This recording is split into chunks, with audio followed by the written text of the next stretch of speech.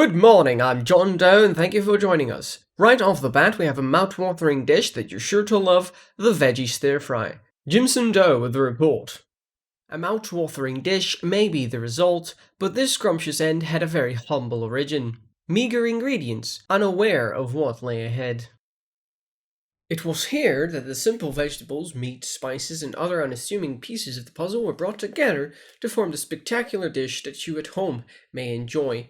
Inside this kitchen, filled with the state-of-the-art equipment, top-of-the-range surfaces, and impressively deadly weapons, the ingredients were transformed into something delicious. But where do the ingredients themselves come from? Our dish today comprises of several local vegetables, maintained and produced locally by local farmers, who themselves were reportedly born and raised in local areas, abroad.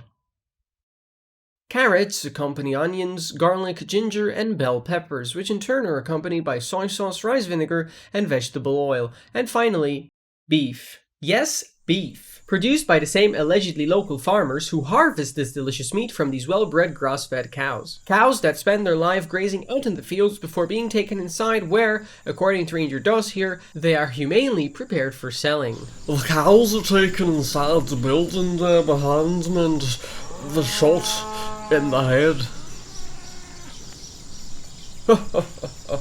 No, only joking. Bit of fan humour. No, they're stunned and they're bled. Yep. Well, they're trade secret, mind you. Then they're down, so the comes out of them, and finally they're and sold as meat.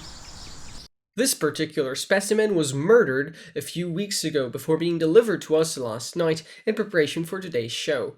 It was then cut into nice small strips using this sharp knife, which was then cleansed to remove any evidence.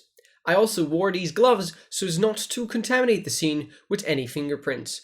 The vegetables each received fatal stabbings, rendering them into the tiniest of strips. The ginger and garlic were then chopped even further into finer pieces. The ingredients were then stir-fried using the oil. Seasonings like salt, pepper, and MSG were used, but this can allegedly be done to taste. Finally, the soy sauce and rice vinegar are added to the mix. The recipe received mostly positive reviews, although there were still naysayers who opposed the final result. I think this dish is quite alright.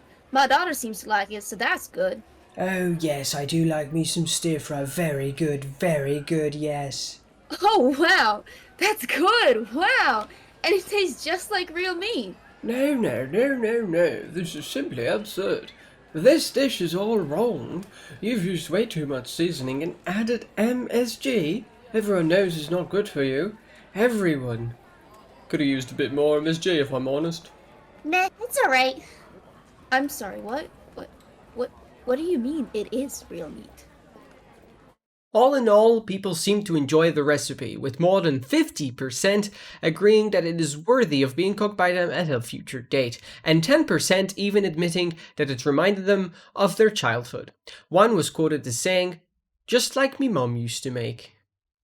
Overall, people enjoyed the meal, and even though some critics were quick to point out the over-reliance on MSG or even criticized the inclusion of meat and a misleading title, we at the studio were happy with the results. The dish was quite easy to prepare without any real effort. One could say it was a walk in the park. Jim Doe, Baking News.